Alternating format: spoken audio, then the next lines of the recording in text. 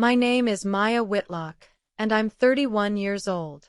12 years ago, at 19, my father called me a thief in front of our entire family at Sunday dinner, and by that same night, my belongings were on the front lawn in 2 suitcases and a box of books, because my older brother told everyone I'd been quietly draining money from our family's furniture business for over a year. There was no investigation. There was no evidence anyone actually showed me. There was just my brother's word, delivered with tears in his eyes at exactly the right moment, against mine. 6 weeks ago, I sat in a glass-walled boardroom on the 4th floor of Whitlock Home Furnishings corporate headquarters, hired by the company's own board of directors to lead a forensic audit into nearly $700,000 in unexplained losses over the past 3 years. My father sat 2 seats away from me at that table. He didn't recognize my married name on the engagement letter. He didn't recognize me, not fully, not at first, not until I opened my laptop and the first slide of my findings loaded onto the screen behind me. Before I tell you what that slide said, if you've ever been blamed for something you didn't do by people who never once asked for your side of the story, take a second and subscribe, but only if this actually resonates with you. Drop a comment telling me where you're watching from tonight. I read every single one, and I promise you, I understand exactly what it costs to sit with an accusation nobody ever let you answer. Let me take you back to where this all started, because you can't understand what happened in that boardroom without understanding the family and the business that came before it. I grew up in Lancaster, Pennsylvania, the younger of 2 children born to Frank and Carol Whitlock. My father had built Whitlock Home Furnishings from a single storefront his own father had started in the 1970s into a respected 6-location regional furniture chain across central Pennsylvania, the kind of business that sponsored little league teams and had its name on the back of high school football programs, the kind of local success story my father was, understandably, deeply proud of. My mother worked part-time as the company's office manager for most of my childhood, and the business wasn't just my father's livelihood, it was the organizing structure around which our entire family's identity had been built for 2 generations.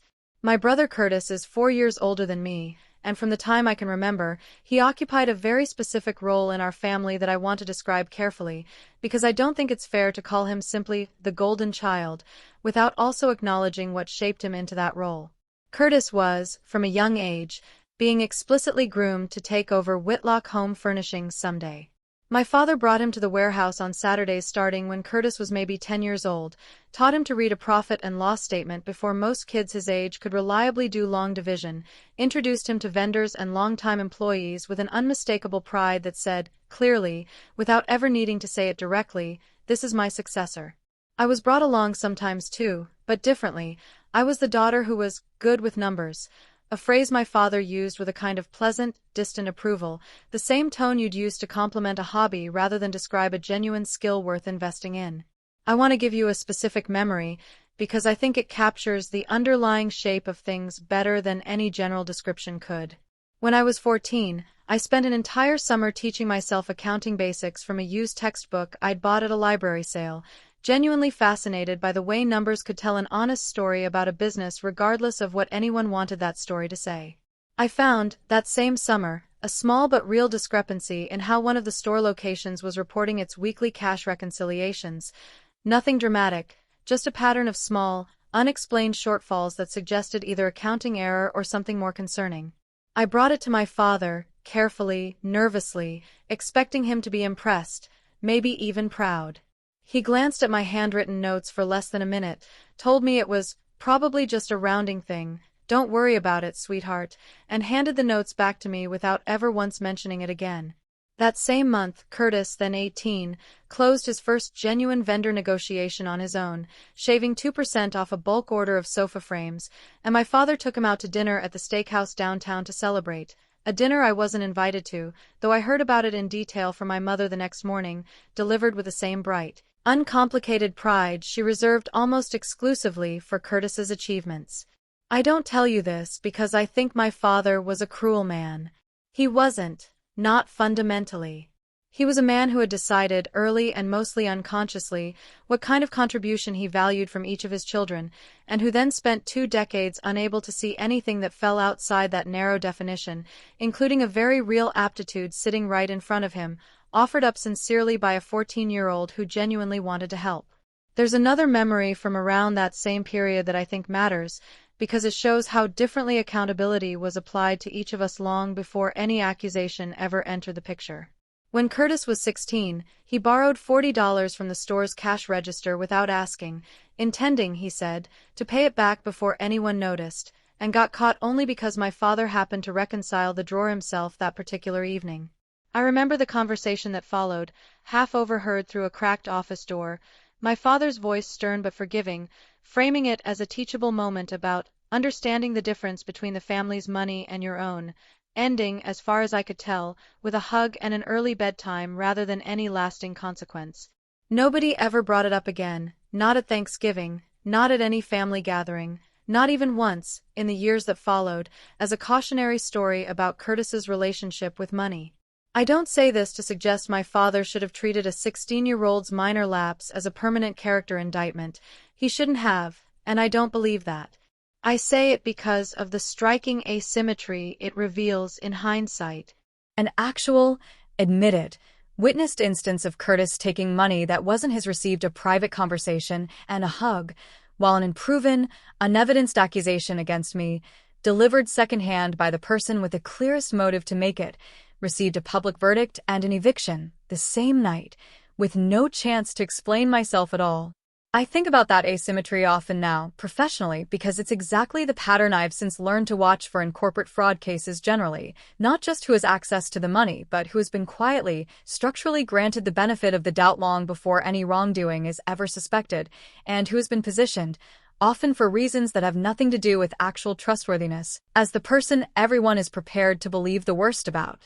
Fraud, in my professional experience, rarely happens in a vacuum. It happens inside systems that have already decided, often years in advance, and for reasons having nothing to do with genuine risk assessment, whose behavior gets scrutinized and whose gets quietly excused. I went to Penn State for accounting, the field I'd loved since that summer with the library sale textbook, and I want to be honest that even choosing that major felt, in some complicated way, like an act of quiet defiance, a decision to become genuinely excellent at the exact skill nobody in my family had ever taken seriously coming from me. I worked part-time during college at Whitlock Home Furnishings' corporate office, mostly data entry and basic bookkeeping support, both because I needed the income and because, if I'm honest, some part of me still hoped that consistent, careful work might eventually earn the kind of recognition Curtis received almost automatically. By my sophomore year, I'd been given informal responsibility for reconciling several of the smaller vendor accounts, work I did carefully and, by every honest measure, competently. Curtis, meanwhile, had graduated from a small business program 2 years earlier and had been installed, at 23, as the company's operations manager, a title that gave him broad discretionary authority over purchasing, vendor relationships, and a company credit line that, in retrospect, had far less oversight attached to it than it should have. I didn't know, at 19, sitting at that Sunday dinner table, the full shape of what Curtis had actually been doing with that authority. I only knew what my father told me, in a voice I'd never heard him use before, cold and formal in a way that made the whole kitchen feel like a courtroom. He said that Curtis had come to him, reluctantly, painfully, with evidence that $11,400 had gone missing from the company's petty cash and vendor reimbursement accounts over the previous 14 months, and that the pattern of access pointed, according to Curtis, directly to me, to the exact accounts I'd been given informal responsibility for reconciling. I remember the specific, sick lurch in my stomach, the desperate scramble to understand what was happening, the way you try to make sense of an accusation so far outside your own reality that your mind initially refuses to process it as real. I asked, my voice shaking, what evidence there actually was. My father slid a single printed spreadsheet across the table toward me. Not the underlying transaction records, not bank statements, just a summary document, prepared, I'd later learn, entirely by Curtis himself, showing a series of account discrepancies attributed, in a column labeled simply processed by, to my initials. I want to tell you, honestly, that I don't fully remember the specific words of my own defense that night, because I was 19 and in shock and desperately, uselessly trying to explain a system I hadn't yet had the tools to actually investigate. What I remember clearly is my mother crying quietly into a dish towel at the counter, not looking at me. I remember Curtis sitting very still, his own eyes wet, saying, in a voice thick with what I understand now, with a decade of professional distance, was a genuinely skilled performance. I didn't want to believe it either, Maya. I checked everything 3 times before I said anything. I promise you I didn't want this to be true. And I remember my father standing up from the table, his face a color I'd never seen on him before, and saying, I trusted you with this family's business, and you stole from us. I want you out of this house tonight. There was no independent investigation. There was no call to the family's actual accountant, a careful, long-time professional named Harold Beeman who, I'd learned many years later, was never once consulted about the specific discrepancies before my father made his decision. There was no discussion of hiring a forensic auditor, no attempt to trace the actual transaction records back to their source, nothing beyond a single summary spreadsheet prepared by the one person in the family who, it would eventually and painfully become clear, had every possible motive to make sure that summary pointed anywhere but at himself. My father believed Curtis completely, instantly. Without a single moment of the scrutiny he'd have applied to a stranger's business proposal, because Curtis was the son he'd spent 2 decades building a succession plan around, and believing anything else would have required dismantling a story about his own family that he simply wasn't equipped to dismantle. I packed 2 suitcases that night, at 19 years old, with my mother standing silently in the hallway, unable or unwilling to intervene, and I drove to a friend's apartment in State College with no plan beyond getting through the next 24 hours. I want to pause the story here for a moment, because I know this is a heavy place to sit, and I want to check in with you before we keep going. If you've ever been accused of something you didn't do by the people who are supposed to know you best, and had that accusation believed instantly while your own explanation was never even fully heard, drop a comment with the word believed. Not because they believed you, because I want to know if you understand, in your bones, what it feels like when they believed the other person instead. I see every one of those comments, and I promise you, this story is for you too. Now, back to the story. The following months were, without exaggeration, the hardest of my life. I finished my final 2 years at Penn State working 3 part-time jobs simultaneously, having lost not just my family's financial support, but the entire emotional infrastructure I'd unconsciously built my early adulthood around. I changed my student employment away from anything connected to family friends, terrified in a specific, humiliating way that word of the accusation had spread through Lancaster's small business community, and that I was now simply known in certain circles as the Whitlock girl who'd stolen from her own father. I don't know, to this day, exactly how widely that story traveled, but I know it traveled far enough that a family friend who ran a small accounting firm in State College, someone I'd hoped might offer me an internship my senior year, quietly declined after what he called some things I heard back home, never specifying further, never giving me the chance to explain. I finished my degree, barely, graduating with strong academic marks, but no family at my commencement ceremony. My roommate's parents sat in the seats that should have held mine, and afterward took me out to a modest dinner that remains, even now, one of the kindest things anyone has ever done for me. I moved to Pittsburgh after graduation, partly for the job market and partly, I think, because I needed real physical distance from a state that still held every version of who I'd been before that Sunday dinner. I took an entry-level position at a mid-sized accounting firm, doing unglamorous compliance work, and I want to tell you honestly that for the first 2 years, I was consumed by a specific, exhausting kind of anger. Not loud anger, but the quiet, grinding kind that lives just under the surface of every ordinary interaction, the kind that made me triple-check my own work obsessively, terrified of ever again being associated, even by implication, with financial impropriety. That obsessive carefulness, strange as it sounds, became the foundation of an actual career. My manager at the firm, a sharp, no-nonsense woman named Renata Alvarez, noticed within my first year that I had an unusual instinct for spotting inconsistencies in financial records that other, more experienced staff routinely missed, small pattern breaks, transactions that technically balanced but told a subtly wrong story when you looked closely enough at the timing and sequencing. She encouraged me to pursue certification as a forensic accountant, a specialty I hadn't previously considered, but that, once she named it, felt almost inevitable, given everything I'd lived through. I earned my certified fraud examiner credential at 25 and within 4 years had built a reputation solid enough that I was recruited at 29 to help launch the forensic accounting division of a respected regional firm called Kessler Danforth Associates, based in Harrisburg. I want to tell you about one specific evening with Renata because it's the moment I actually understood what I was building, rather than just surviving inside it. I was 23, maybe 8 months into the job, and I'd stayed late reworking a reconciliation for a small manufacturing client, convinced I'd missed something even though the numbers technically balanced. Renata found me still at my desk past 9, takeout containers stacked at my elbow, and instead of telling me to go home, she pulled up a chair and asked me to walk her through what was bothering me. I explained the pattern. A vendor whose invoices arrived suspiciously close to round numbers, a timing cadence that felt just slightly too convenient. She listened for a long time without interrupting, and then she said something I've carried with me every single day since. Most people who are good at this job are good because they're naturally suspicious. You're good at it because you know exactly what it costs when nobody bothers to look closely enough.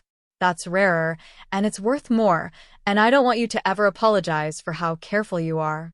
I didn't tell her that night the full story of why I was the way I was. I didn't tell anyone at that firm for years the actual reason behind my particular relentless thoroughness. But I remember driving home that night with the windows down, the same cold, empty city around me that had felt so foreign 18 months earlier, and feeling, for the first time since I'd packed those 2 suitcases, like the thing that had been done to me might eventually become something other than just a wound. It might become a skill. It might become, eventually, a career built entirely on the one form of justice nobody had ever offered me, the simple, patient act of actually looking. I want to be clear about something, because I think it matters for how the rest of this story lands. I did not build this career as a slow-burning plan for revenge against my family. For years, I genuinely believed I would never have any reason to cross paths with Whitlock Home Furnishings again. I had, by my late 20s, made a difficult but deliberate peace with the fact that my father might never reach out, that Curtis's version of events had likely calcified permanently into the accepted family narrative, and that my only real path forward was building a life so solid it no longer needed their validation to feel true. I married, at 28, a thoughtful, steady man named Ethan Reyes, a structural engineer I'd met through mutual friends, and took his last name professionally in a decision that was, if I'm honest, only partly about tradition. Some quieter part of me also welcomed the idea of moving through the world under a name that had no connection at all to the accusation that had defined so much of my early adulthood. Everything changed on an ordinary Tuesday morning 14 months ago when Kessler Danforth's managing partner, a measured, precise man named Robert Kessler, called me into his office to discuss a new engagement that had come in through the firm's business development pipeline.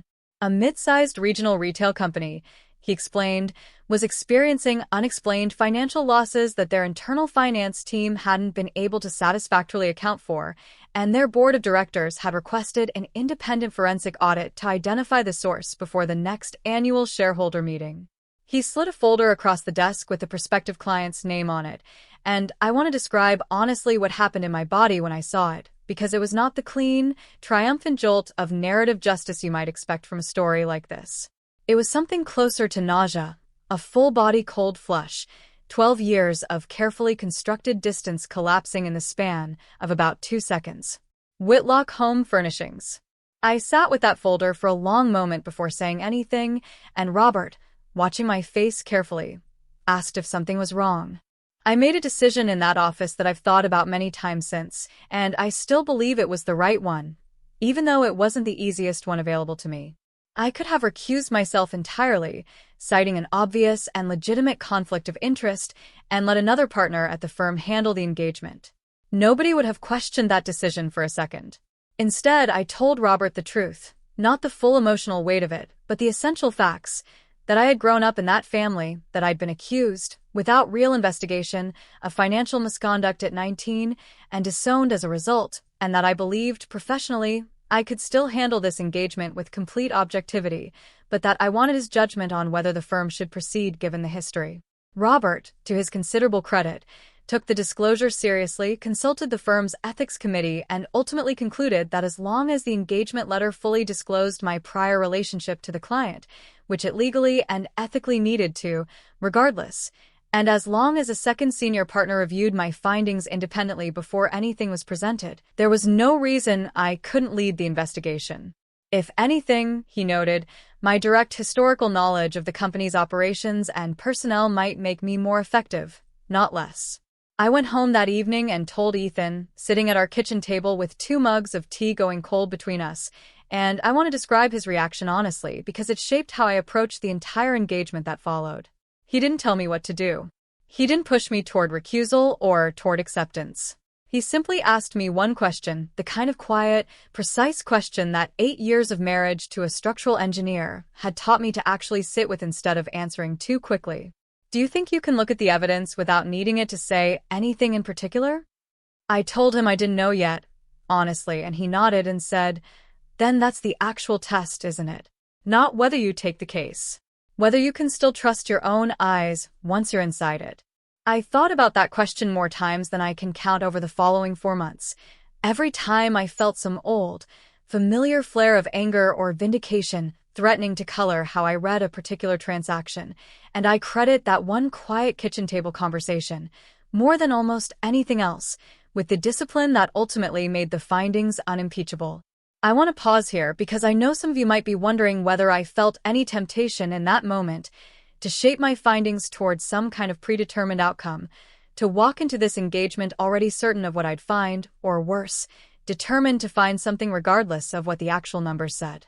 I need to tell you honestly that this was the single hardest professional discipline I've ever had to exercise in my career.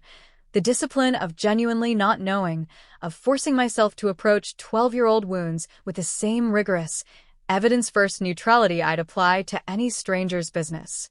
I promised myself, before I ever opened a single file, that I would follow the numbers wherever they actually led, even if that meant they led somewhere that complicated or contradicted my own understanding of what had happened to me at 19. If this is resonating with anyone watching who's ever had to hold professional discipline against the pull of a very personal history, comment follow the numbers below because I think that discipline, more than anything else, is what actually made the truth land the way it eventually did. Now, back to the story because the engagement itself took nearly 4 months, and the deeper we went, the clearer a very old, very familiar picture became. The initial scope of the engagement covered the previous 3 fiscal years, during which Whitlock Home Furnishings' internal finance team had flagged approximately $700,000 in cumulative discrepancies across vendor payments, inventory reconciliation, and a series of what the company's records classified as special purchasing allowances, a category I noted early on with a very specific, professional kind of déjà vu that had almost no independent documentation, requirements attached to it, and that fell entirely under the discretionary authority of one position within the company, the Chief Operating Officer, a title Curtis had held for the past 6 years, having been formally elevated into that role after our father began gradually stepping back from daily operations in his early 60s. I led a small team of 2 associates through the engagement, and we approached it the way we approached every forensic audit, building a complete, independent transaction map from primary source documents, bank records, vendor invoices, purchase orders, rather than relying on any internal summary reports the company's own finance team had already prepared. This distinction matters enormously because it was precisely the shortcut my father had taken 12 years earlier, trusting a summary document instead of tracing the underlying data that had allowed the original accusation against me to go entirely unexamined. I was determined, this time, that nobody's conclusions, including my own eventual ones, would rest on anything less than the full, traceable record. I remember the specific afternoon the pattern first cracked open because it happened in a way that felt almost anticlimactic given everything it eventually became. One of my associates, a careful, quietly brilliant young analyst named Priya Nandakumar, had been assigned to trace a cluster of invoices from a vendor called Cascade Textile Finishing, one of roughly a dozen specialty suppliers listed under the company's Special Purchasing Allowances category. She came into my office late one Thursday, laptop under her arm, and said, with a particular flat carefulness junior staff use when they're not yet sure whether what they've found is actually significant, I can't find a physical address for this vendor that isn't a UPS mailbox store in Allentown. I remember the small, cold flicker that went through me at that sentence, the specific recognition of a shape I hadn't let myself fully name yet. We spent the next 6 hours together, tracing every registered detail we could find: state incorporation filings, registered agent records, the bank routing information attached to Cascade's invoices, and by midnight, we had a preliminary map showing that Cascade Textile Finishing had been incorporated 4 years earlier by a registered agent service commonly used to obscure beneficial ownership, with a business bank account that had been opened using a mailing address 1 mile from Curtis's home. I didn't say anything to Priya that night about who Curtis was to me. I simply told her, calmly, that this looked like exactly the kind of shell structure we needed to trace fully before drawing any conclusions, and that we'd expand the review to every vendor sharing similar formation characteristics.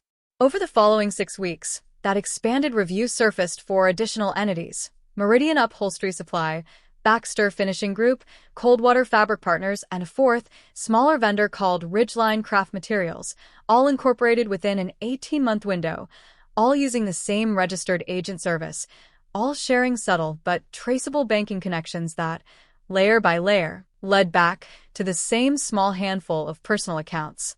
What that full record revealed, over the following months, was a pattern considerably more sophisticated than what had apparently happened when I was 19, but structurally, chillingly similar.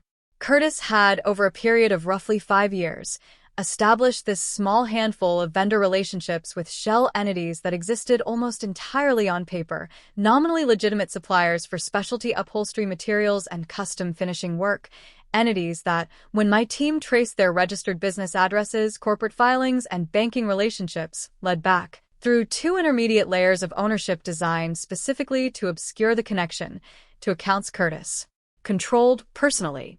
Whitlock Home Furnishings had been paying these shell entities for materials and services that either didn't exist at all or existed in vastly inflated quantities relative to what was actually delivered and used, with the difference totaling just over $640,000 across the audit period, flowing quietly back to Curtis through a structure he had built with genuine, careful sophistication over the better part of half a decade, protected the entire time by the same discretionary authority and unquestioned trust our father had granted him from the time he was 18 years old. I want to be honest with you about how it felt, sitting in my office late one evening, looking at the completed transaction map for the first time, watching 12 years of my own life's central injustice resolve itself into a set of dates and dollar figures on a screen. It wasn't triumph, not in any simple sense.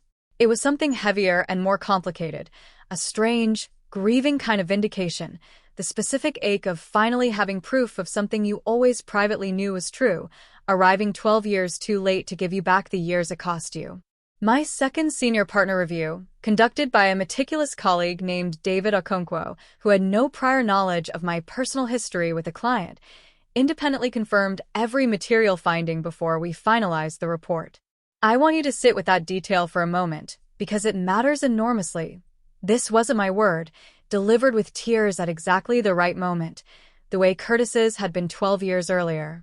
This was a fully documented, independently verified forensic finding, built entirely from primary source records, cross-checked by a second qualified examiner with zero personal stake in the outcome. The exact rigor my own accusation had never once received. The formal presentation of our findings was scheduled for a Tuesday morning in the 4th-floor boardroom of Whitlock Home Furnishings corporate headquarters, the same building I noted with a strange, distant clarity, where I'd once spent college summers doing data entry, though considerably renovated since I'd last set foot in it. The engagement letter had gone out, as required, under my professional name, Maya Reyes, and had specifically disclosed, per Robert Kessler's insistence and the firm's ethics guidance, my historical family relationship to the client, along with the independent review protocols we'd put in place to manage that conflict. I later learned, from a conversation with the board's outside counsel, that this disclosure had been reviewed and discussed at the board level before the engagement was approved. The board of directors, which by that point included 2 outside members alongside my father and Curtis, had known, going into that meeting, exactly who I was. My father, apparently, had not been told directly, or had not fully registered the name when he was told. a detail that made what followed considerably more raw than it might otherwise have been. I walked into that boardroom on the appointed Tuesday morning in a navy blazer, laptop bag over my shoulder, and I want to describe honestly what I felt in the 10 seconds before anyone in that room fully recognized me. My father sat near the head of the table, older than I remembered him, silver-haired now, still carrying the same particular posture of a man accustomed to being the most important person in any room he entered. Curtis sat 2 seats down from him, in an expensive suit, radiating the same easy, confident authority he'd carried at 18 when he closed his first vendor negotiation, a confidence I now understood, with the full clarity of my forensic findings, had been built on a foundation of financial deception sustained over the better part of a decade. My father glanced at me as I entered, the polite, distracted glance you give any outside consultant entering a room you're paying by the hour, and gestured toward an empty seat without any flicker of recognition.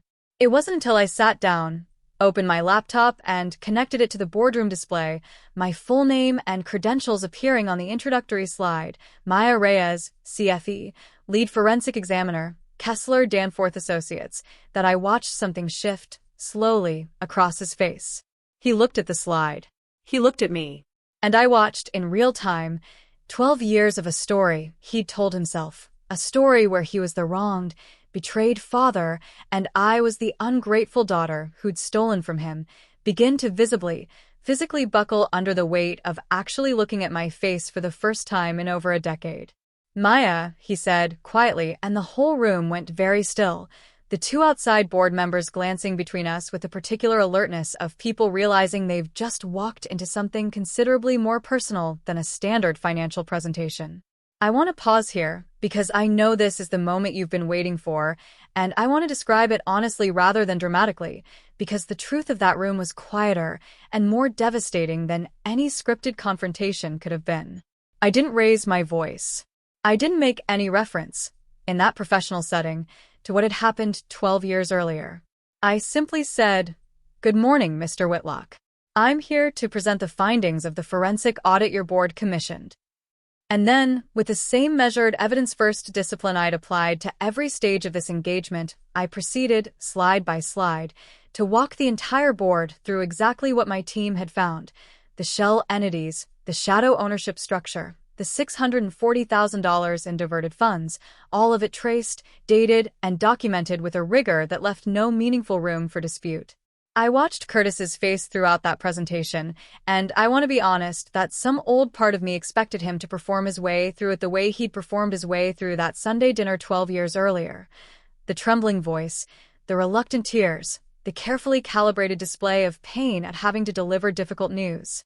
He tried, briefly, about 15 minutes in, interrupting to suggest that the vendor relationships in question were legitimate specialty contractors he'd personally vetted, and that any irregularities were likely administrative errors on their end, not ours. But the documentation didn't leave room for that particular performance to land the way it once had. I pulled up, calmly, the registered ownership filings tracing the shell entities directly back to accounts under his control, filings that were a matter of public record, verifiable by anyone in that room with an internet connection and 20 minutes of patience. I watched him stop talking mid-sentence, his easy confidence draining out of his posture in a way that mirrored, almost exactly, the way my own composure had once drained out of me at that Sunday dinner table, except this time, the silence in the room belonged entirely to the person who deserved to be sitting in it. My father did not defend Curtis. I want you to sit with that for a moment because I sat with it for a long time afterward too, turning it over, trying to understand what it meant. He didn't defend him, and he didn't, in that boardroom, in front of the full board, immediately turn to me either, not with an apology, not with anything. He simply sat very still, staring at the documentation on the screen, and said, in a voice I'd never heard from him before, small and unsteady in a way that felt almost unbearable to witness after 12 years of remembering him only as the man who'd told me to get out of his house, "How long has this been going on?" Curtis, to his credit or perhaps simply out of a cornered instinct for self-preservation, made one more attempt, turning toward our father with something almost pleading in his voice. Dad, she has a grudge, you know how things ended between us. She's not exactly a neutral party here. I watched my father's face at that specific sentence, and I want to describe what I saw honestly because it's the moment I understood, with total clarity, that something fundamental in him had actually shifted. He looked at Curtis for a long moment, and then he looked at the documentation still glowing on the screen behind me, the traced ownership filings, the bank records, the independent second partner review noted clearly on every page, and he said quietly, "Curtis, she didn't write any of this. The state of Pennsylvania wrote this. The bank wrote this." It wasn't an apology to me, not yet, not directly. But it was, I think, the first time in 12 years my father had chosen documented reality over his son's version of events, and something about the plainness of that sentence, delivered without any theater at all, told me more about how far he'd actually come than any elaborate speech could have. One of the outside directors, a retired manufacturing executive named Patricia Voss, who had joined the board 2 years earlier specifically to strengthen governance oversight, cleared her throat and asked, carefully, whether I had any historical relationship to the company that the board should be aware of, a question I understood immediately was being asked for the record. To establish transparency now that the personal dimension of the room had become impossible to ignore. I answered plainly. Curtis Whitlock is my brother. Frank Whitlock is my father. That relationship was fully disclosed to this board in our engagement letter, along with the independent review protocols we implemented specifically to manage it. My colleague David Okonkwo, who has no personal connection to this family, independently verified every finding in this report before it was presented today. Patricia Voss nodded, made a note, and said, simply, "Noted for the record." And thank you for the disclosure discipline. It's precisely what should happen in situations like this, and rarely does. It was, I realized afterward, the first time in that entire boardroom that anyone had explicitly praised the exact quality, careful, transparent, evidence-first discipline that had once been so completely absent from the night I was actually accused. I told him, professionally, exactly what the documentation showed. 5 years, minimum, based on the earliest traceable transactions, though I noted, carefully, that our engagement had only been scoped to review the previous 3 fiscal years, and that a fuller historical review, if the board chose to commission one, would likely extend the timeline further back. I watched him do the math, silently, and I watched something in his face that I can only describe as a man confronting, for the first time in 12 years, the possibility that the story he'd told himself about his own family, about which child deserved his trust, and which one deserved to be thrown out of his house, had been fundamentally, catastrophically wrong the entire time. The board meeting adjourned shortly after, with the outside directors moving quickly, appropriately, into procedural discussions about next steps, involving outside counsel, notifying the company's insurance carrier, determining whether law enforcement referral was warranted given the scale and duration of the fraud. I gathered my materials, professional to the end, and was preparing to leave when my father asked, quietly, if I would stay for a moment after the others left the room. I want to describe honestly what that conversation was because I think it matters more than any dramatic confrontation scene could, and because I suspect a lot of you watching this have wondered or hoped for or feared exactly this kind of moment with your own families. My father sat across the empty boardroom table from me, the confident posture I remembered from childhood entirely gone, replaced by something smaller and considerably more human than I'd ever seen from him. "I never asked you," he said. 12 years ago. "I never once asked you what actually happened, did I?" I just believed him.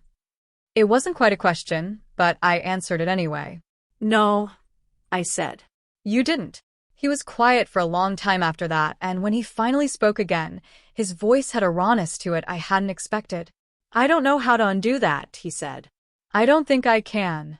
I told him, honestly, that I didn't think he could either, not fully, not in a way that gave me back the 12 years it had cost me, the commencement ceremony he wasn't at, the small business friend who'd quietly declined to give me a chance, the years of obsessive, exhausting overcorrection that had shaped, for better and for worse, the entire trajectory of my career.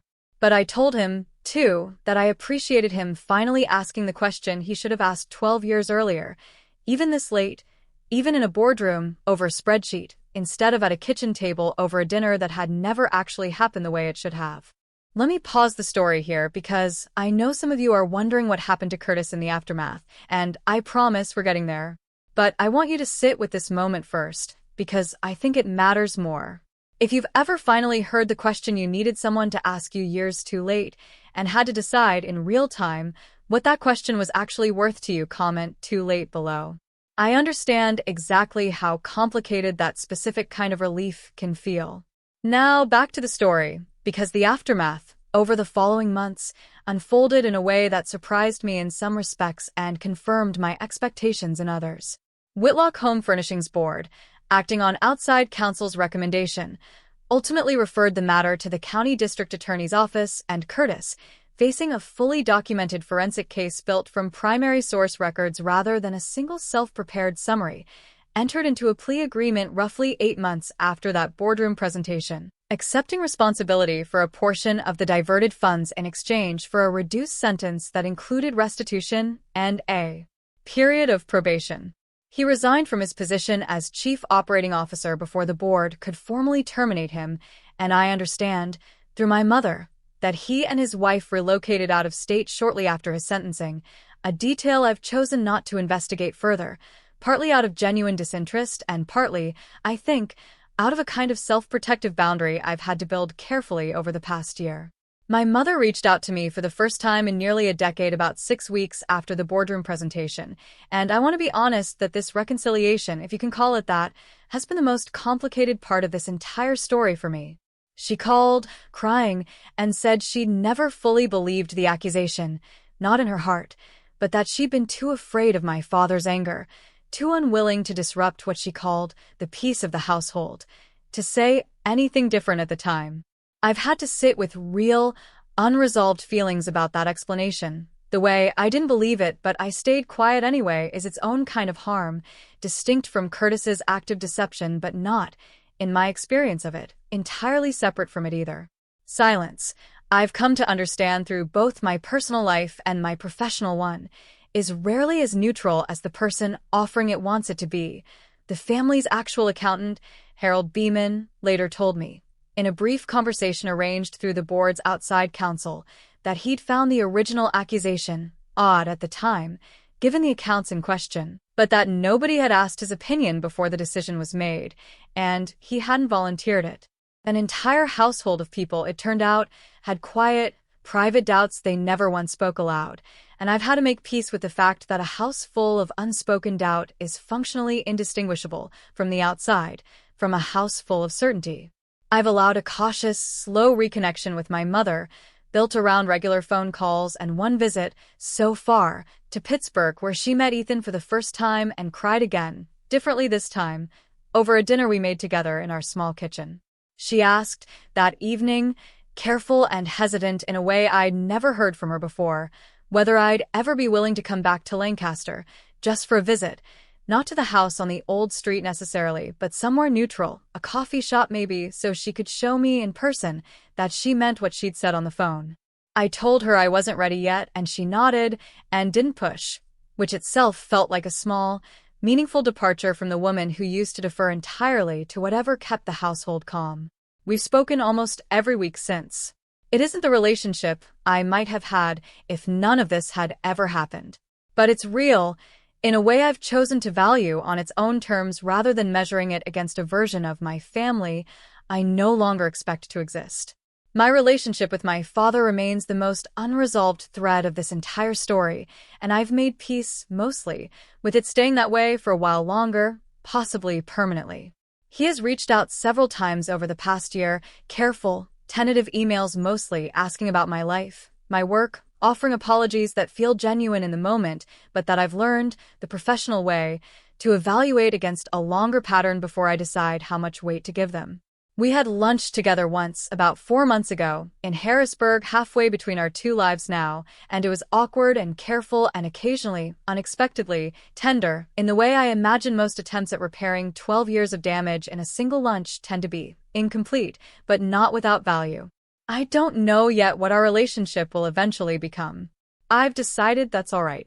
I don't need to know the ending of that particular chapter to know that the chapter 1 actually built for myself, in the 12 years between that Sunday dinner and that boardroom, is one I'm genuinely proud of.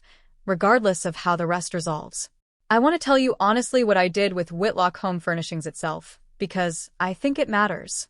Kessler Danforth's engagement concluded, appropriately, with the delivery of our final forensic report. I did not stay on in any ongoing advisory capacity with the company, both for continued ethical clarity and because, frankly, I had no desire to build an ongoing professional relationship with a business that, however unintentionally, had once been the site of the worst injustice of my life. The board, with 2 new independent directors added specifically for stronger oversight, has since implemented exactly the kind of transparent, evidence-based review process the company should have had all along. The same basic principle I noted with a certain quiet, professional satisfaction that I'd once tried to explain to my father at 14, with a used accounting textbook and a summer's worth of careful notes he'd dismissed in under a minute. I still work at Kessler Danforth. Now, as a senior partner leading the forensic accounting division I helped build from the ground up.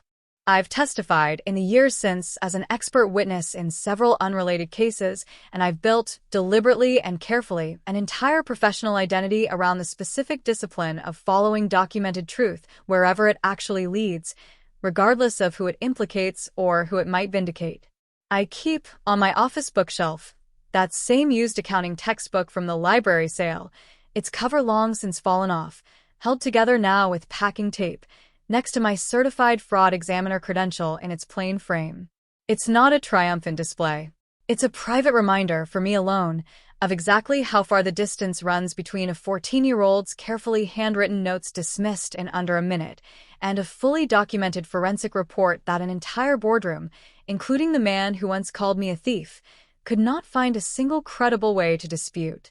I want to tell you about one more conversation because I think it belongs in this story, even though it happened quietly, away from any boardroom, and changed almost nothing about the practical outcome of any of this.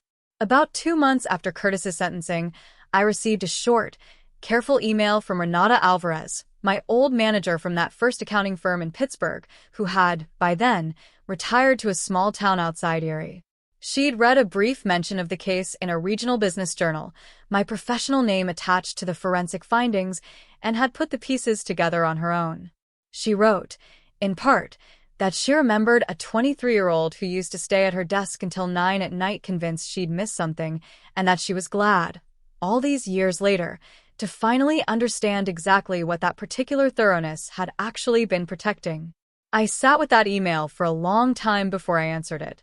I told her, honestly, that I didn't think I ever would have become the kind of examiner capable of building that case if she hadn't been the first person to tell me my carefulness was worth something rather than something to apologize for.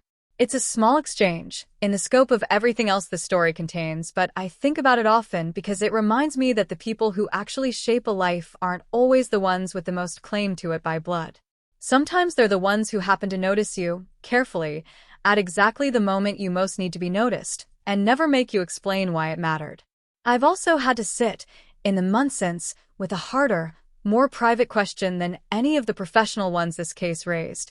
What do I actually owe a family that spent 12 years believing a lie about me, now that the lie has been proven false? I don't think there's a single right answer to that question, and I've stopped looking for one. Some weeks, I feel something close to peace about where things currently stand. The cautious reconnection with my mother, the careful, unresolved distance with my father, the complete absence of any relationship with Curtis, who has not attempted to contact me since his sentencing, and whom I have no interest in hearing from.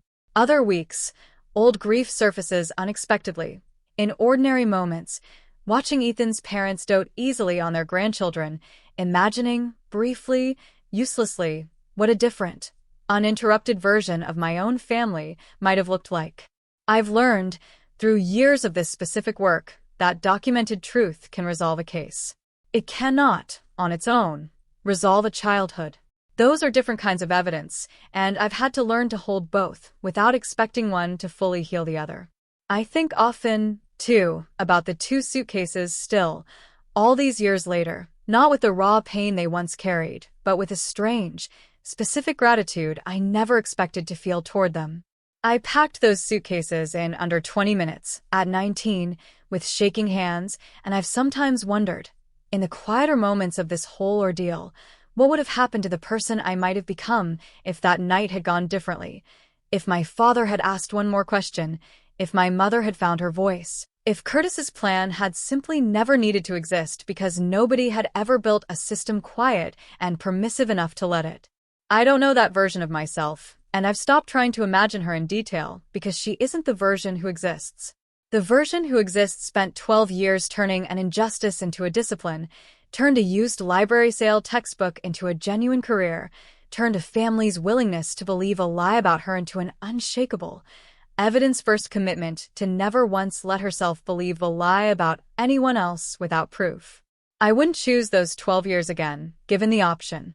But I no longer wish them away entirely either, because I know exactly what they built, brick by brick, receipt by receipt, and I'm not willing to pretend that person isn't worth having become. If you take one thing from this story, let it be this. Being falsely accused by the people who are supposed to know you best does not make the accusation true, no matter how completely, how instantly, how devastatingly they choose to believe it over you.